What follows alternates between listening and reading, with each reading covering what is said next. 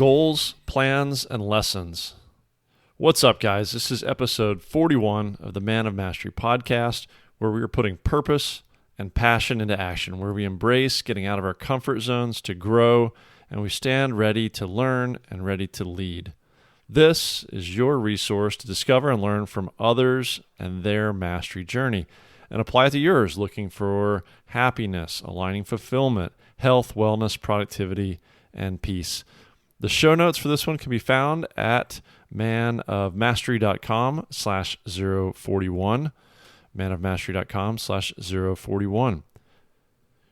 Okay, well, getting on into today's episode, flat out, I am late, way late in getting it released, and that is completely on me. I could tell you why, I could give you excuses, but in the end, it doesn't matter. Bottom line, you're going to see this one hit, and then another one on its heels on the standard Thursday cadence. So in the best interest of your time, and I think it probably makes sense just to apply a quicker topic and quicker episode on this one. So it won't be too long. It's a solo cast, and I just want to chat about one of my favorite topics, BHAGs, Big, Hairy, Audacious Goals. So today we'll talk about why I love them, who they're for, accountability, and the importance of plans that support your goals. And as fodder, I'll recap what I set out for 2019, my own wins and lessons, and then what's on the radar for me in 2020. So in the process, I'll give you the three most important things I think you need to be successful in your own goals. Before we jump in, here's a call to action. If you're a guy looking to get a kickstart or maybe kick it to the next level, then I'd strongly encourage you to join us on Facebook at The Man of Mastery. Go there and apply to join the private group where I share additional information beyond what's released publicly, provide additional thoughts, tips, hints, and the idea is to get a community going, a tribe that goes way beyond just myself to support and serve and drive each other.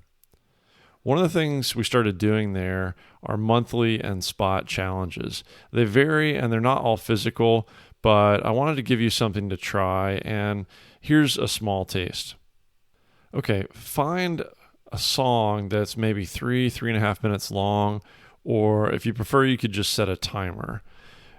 Get into a high plank. So if you know what that is, it's like the top part of a push-up, and just hold it there. Hold that position for the whole duration of the 3.5 minutes. So you know how long you'll be in it. Just breathe, go with it, and observe not just your physiology, but also your thoughts. What do you think about? Do you think about how much time is left? Do you start thinking about whether it's possible or not? What's your frame of reference? Do you have something from past experience? Or can you simply just be there, be present, think about your breath, your next breath. Think about holding the best possible plank that you can. Think about tucking your belly button in towards your spine. Think about breathing intentionally. Think about keeping a flat back, thighs pressed together, glutes engaged. Can you make this the best high plank you've ever done and hold it for 3 or 4 minutes? So give that a try. And in hindsight, think about what happened. Were you able to do those things? If not, why and why not? How did it break down? All right. So give that a go and really put in the quality and the awareness. And that'll give you a good idea of the intentionality I'm bringing to the Facebook group, and also with which you should view setting and getting after today's topic, BHAGs. All right, first and foremost, what's a BHAG? So it's a big, hairy, audacious goal. It originates, that acronym, from a Jim Collins book. Now, some people call them stretch goals. I definitely think they should be at least a bit scary and probably at least a little bit unrealistic. And that very nature is why they're just awesome. So we talk a lot here about post-traumatic growth, or said differently, getting outside of your comfort zone to grow. Pushing our perceptions of what we think is achievable, or completely reinventing that vision. And that's why the scale and the audacity of BHAGs is so powerful. And this just works well with not only adults, but kids. So we talk a lot about parenthood and fatherhood here. I mean, I just think about what more perfect time in life to give somebody the gift of, instead of learning limits or perceived limits, why not just go out and create challenges and growth opportunities that completely open up the imagination and reinvent what we think is possible, and then achieve the impossible, right? And you kind of reset around that. So that power, that pushing the limits, that reinvention is to me what makes BHAGs so incredibly awesome. And as I said, bottom line, they're for anybody. But particularly as a dad, I've seen the value in working with my son to help him set big goals, talk him through those, and then at the same time give him transparency to mine. So it can be done as parents. It can even be done collectively as a family for family goals. So let's also talk about the importance of accountability, and also, once you've set those goals, how to get there, how to reach them. So once you've set appropriately big, scary goals, in my experience, there are 3 really important elements you need for success. So one is being tangible, one is being visible, and one is having an action plan. So the first one, tangible, meaning literally write them down. So not only does this solidify a connection for you and make them real in your mind, it also makes them a lot harder to forget or change or sneak away from, which, if you just have them in your head, I guarantee they will morph, they'll hide, they'll be forgotten. They just have a way of slipping away. And that goes directly to the second point as well, visibility. They must be visible. They need to be somewhere that you can refer to them often, see them, remember them, preferably daily. And more so, they should be visible also to others, whether that's on a whiteboard at home for the family, whether that's on Facebook, or maybe like in my case, you put them out there to the world in a podcast or on a website. And this is the accountability piece. It's way too easy to let ourselves off the hook. I mean, in most cases, we do that, right? We let ourselves off too easily. But once you put it out to the world, and I believe this is true because I believe you're the kind of people that once you tell your friends, your family, your tribe that you set out to do something, then you work like crazy to hold fast to your word. So this is an indirect means to hold yourself accountable because you've broadcast it, right? And then you can also create direct accountability if you want to. This could come in the form of a coach, a training partner, or anybody else who has a direct stake in your journey. Maybe you sign up for an event along with somebody else and they become not only registered for that BHAG together, but you're training together. And if you don't show up for training that day, then you let your partner down, right? All right, and third is the action plan. This is the third most important element you need to succeed in your BHAGs. So it's great to have those big goals and you put them out to the world, but the fun in setting out to achieve the hard, maybe even unlikely stuff is in breaking down a plan that gets you there or even gets you beyond there. So I'm talking down to the daily level. What's an example? Let's say you endeavor to climb Mount Rainier next summer. Well, you need to find out what skills, fitness, other development you need to support that goal. And then you work backwards with progress or results milestones on a quarterly and then monthly, and then even divide those into a weekly basis. And those progress milestones need to become a specific action plan. I mean, we do this in our work lives, right? We project plan, and you got to have big goals and big milestones and then break them down into tasks. Well, same deal, right? But let's say we're talking about a physical conditioning plan. It needs to break down into daily workouts that vary and then build by day and by week to develop the kinds of strength, stamina, aptitude, and ability that you need for the task at hand, such as climbing a mountain. And again, this is a great place if you have the resources to rely on a coach or somebody else who's been there and done that, and it can truly help you accelerate time and results. All right, great. So you've set out BHAGs. You've got a plan to build to achieve them. And what happens when you succeed, right? So you get there, then what happens? Well, in my experience, in every case where the goals have been big enough, challenging enough, audacious enough, scary enough, at least two things happen. One is unexpected, unintended benefits. And the other is sort of a reset higher. So about the unexpected.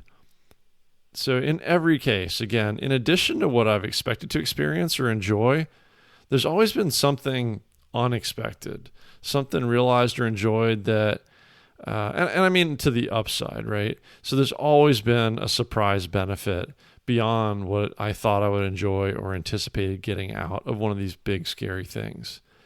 And I think that also leads directly to the sort of reset higher concept.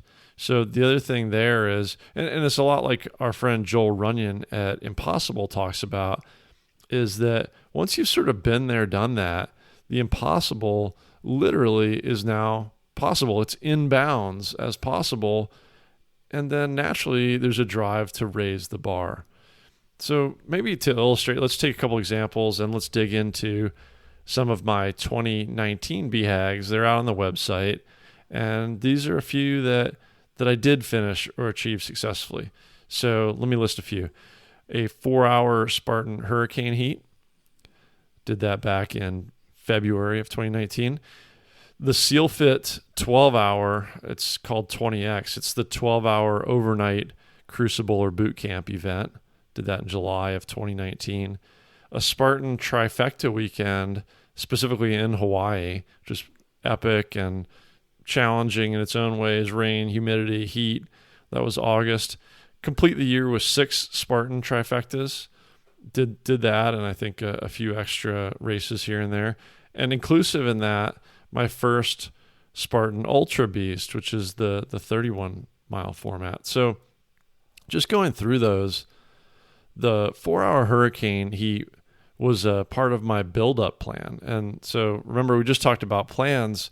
It's also useful to have BHAGs compounding and building on BHAGs, right? So the 4-hour hurricane heat was a build-up for me to the Seal Fit 12-hour overnight event, which was a physical and mindset prep for the 31-mile Spartan Ultra in Lake Tahoe, right? Well, even the 4-hour Spartan hurricane heat honestly had me pretty intimidated and pretty stressed out going into it. I mean, I really expected it to be something that took me to a breaking point and would test me with, that kind of resolve. And what I found out with this one, and even the 12-hour Seal Fit event, was that I was very reasonably prepared.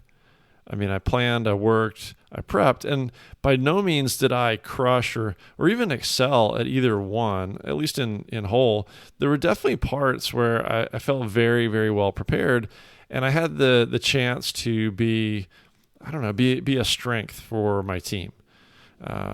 With the 12-hour Seal Fit overnight, I felt strong on the ruck. I was carrying somebody else's pack for a while. I kind of pulled, more than my weight on some of the team component of that. And then there were certainly other cases, quite a few of them, where I had to lean more on my teammates. But in both cases, I surprised myself. I had worked the plan, I had prepared, and I very, very ably survived. And then it just raises the question now, so what's next? What's the next level? Well, let's also talk about what happens when you don't meet that BHAG, when you fail, or if we phrase that more positively and accurately, let's call them lessons. So when you've tried and learned. So what was that for me this year? That was back-to-back Spartan Beasts and Big Bear. I'd laid that out for 2019, and summiting Mount Whitney. So I picked these two in particular because they were tried and they were not achieved. So breaking them down, Mount Whitney, it was actually snowed in. So we made it up as far as was possible without crampons, without technical mountaineering gear and protection. So there's nothing we could do about weather and nature. Certainly be as prepared as possible and respect it. I mean, as our friend Laval Saint Germain shared and encourages, it's a form of risk management when you're out there doing hard things, and particularly in nature, which is extremely unpredictable and volatile. And so while we didn't hit the goal, I mean, this one really turned into all kinds of other success. We had a blast, enjoyed a week in nature, unplugged from technology, and it was really an incredible growth experience for my son. And then Big Bear, again, weather canceled the second beast. I did the first one on Saturday, and then snow rolled in and clouds, and they canceled the Sunday beast and they modified the sprint. But in truth, the Saturday one crushed me, and I'd already said no to the second one before it was even canceled. So not only did I take myself out of it mentally at that point, in hindsight, I just really didn't have the right training plan in place to build up to that kind of vertical gain at that altitude, factoring in cold and snow and doing, those two 13-mile events back to back. So that's definitely a lesson learned, and it went into some of the later 2019 events, and it's definitely going into prep for 2020. All right, and also on the list, if you go out there and look at it from 2019, there are a few that I mark as failures, but I actually just did not even attempt. So maybe there's some element of subconscious fear and avoidance at play, but most of all, quite simply, life got busy and these didn't happen, or more specifically, I didn't make them happen. So the lesson learned, and I would take it back to planning, is that now I'm getting things on the calendar very early in the year. I'm burning the boats. I'm making non-refundable reservations. I'm putting it on the family calendar. And although 2020 will be a very, very busy one, I think in doing this, I am definitely looking forward to a much higher success rate than in 2019, simply by, again, laying out the plan and working the plan. All right, and to talk a little bit more about wins and lessons, I was just talking about some of these here a little bit earlier. The wins are really just a reset to take the bar higher. And the failures, again, they truly aren't. They are progress. They are lessons. They aren't an end state. And in hindsight, I actually probably got even more out of the events where I tried and didn't yet succeed, let's put it that way. But in addition to the most three important elements I mentioned for setting out to accomplish BHAGs, let me add a fourth overall, which is the feedback loop. The feedback to lessons learned, right? If you try and you don't succeed, well, there's really no point in learning if it's not taken and applied in action. At that point, it would simply be academic. So lessons and applying them forward in a new action plan is really key. So that's what I'm remembering from 2019 as I look ahead and going into 2020. And let's wrap up with that. Let's talk about 2020. So we're well into the year, and it's speeding along faster than ever, if yours is anything like mine. I've got an extensive and busy schedule, so it's taken some planning, and I'm really just now getting it done down to the daily level. So 2 months into the year, I'm definitely kind of building the plane as I fly it, but maybe some of these things that I'm planning to do can help inspire some thoughts of your own BHAGs for this year, or if any of these particular events are meaningful or exciting for you, then maybe we meet up at one of these and get out there and get after it together. Let me know. All right. So here it goes for 2020. So one very big and very busy one for me is 13 Spartan trifectas. So remember, I talked about 6 Spartan trifectas in 2019, 13 for 2020. So that's a minimum of 39 races. And in all likelihood, I will probably land closer to 50. That will culminate in Sparta, Greece, and a return to the Trifecta World Championships. So I'm doing that with a goal, aiming to get my name carved in a marble wall that they have there in Sparta. So it's the Spartan Race Trifecta Wall of Fame. So that'll involve at least 378 miles of Spartan racing. And the reason I mention that, it's symbolic of the 378 kilometers that King Leonidas and his Spartan army marched to Thermopylae to inspire the Greeks in defending against the Persian invasion. And if you're not aware, 2020 marks the 2,500-year anniversary of that battle. So the country, and particularly the town of Sparta, should have some really cool stuff planned. So my endeavor to that, my symbolic 378 miles plus of Spartan racing, will also entail at least 1,300 or so obstacles as well.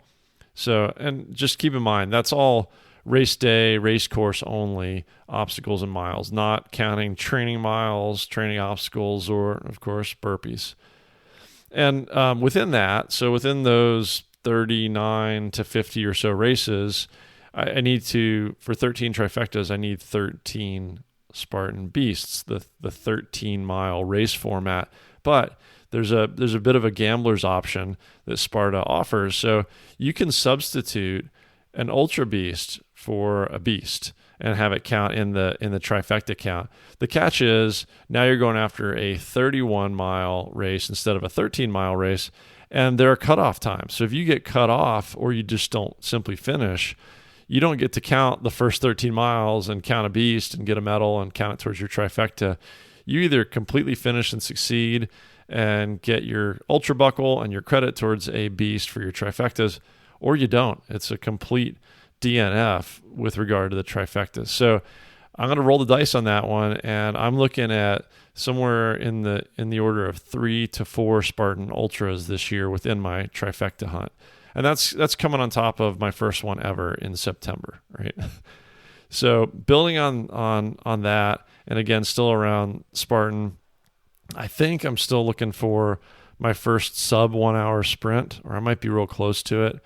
I'd like to get it down to really about 45 minutes this year. And I've stepped up into a competitive category that is honestly pretty impressive. There are some incredible competitive athletes fast at every age out there.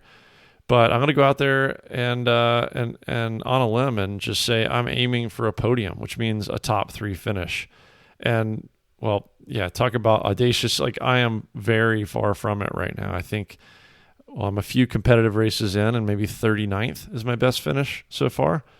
But, hey, that's the good stuff about BHAGs, right? Get audacious.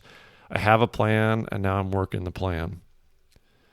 Around that volume of Spartan racing or supporting it, and really this is just kind of good for everyday life anyway, is I'm back determined on the paleo and additionally keto eating, hydration and supplements. You know, I've got daily check marks for myself on that to stay to that plan. Quality and quantity of sleep, absolutely need that to support this pace this year. Yoga and mobility, I'm hitting at least a few times a week for training and for recovery. And, you know, there has to be some mental rest to all this too. So mindfulness and meditation practice. Okay, what else for 2020 besides a boatload of Spartans? So Krav Maga, I missed that one in one of the goals I had set out for 2019. So I'm refocused. I just, it's one that I just let slip, quite frankly. So refocused on getting back to a regular practice there and just simply scheduling it out and doing it in a frequency and a cadence that gets me towards qualifying for another belt test. First skydive, that was another one from 2019. Again, just didn't happen.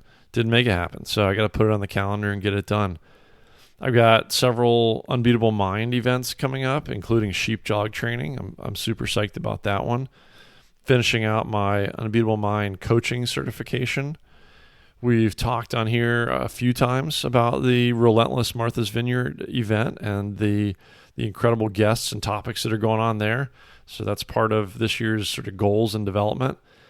Seal Fit, the 20X, the 12-hour overnight was an incredible experience, and I kind of walked away going, yeah, like I've done that. But in hindsight, I'd do it again.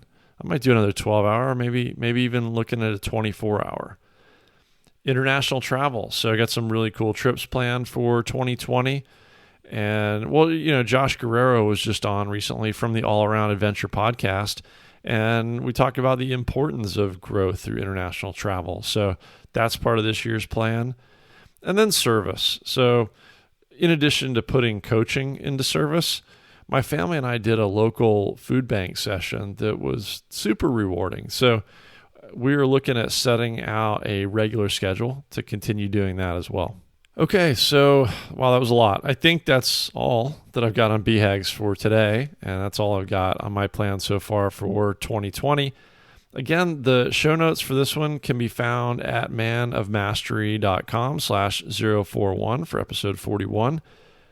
I will also get the BHAGs updated out there on our website, which you can find at manofmastery.com/about. So out there on the About page, you'll find my 2018 through 2020 BHAGs. And I guess now it's your turn, right? So I've put my 2019 results and I've put my 2020 BHAGs out there, and your turn to reciprocate. So I'd love to hear about yours. I'd love to see it. Maybe see it on Instagram. So throw something up there and tag at the Man of Mastery. Or better yet, guys, apply to our private Facebook group, also available at the Man of Mastery on Facebook, however you say that. And in addition to a means of visibility and accountability, what you'll find there is a really high quality peer group who are there to learn from each other, challenge each other, and push each other to new heights. So with that, that's it for today and this week. I am super excited for you. I'm super excited for 2020. Look out for the regular Thursday episode coming up, where we'll talk about, I've got a guest that talks even further about the importance of coaches and how they can literally speed up time.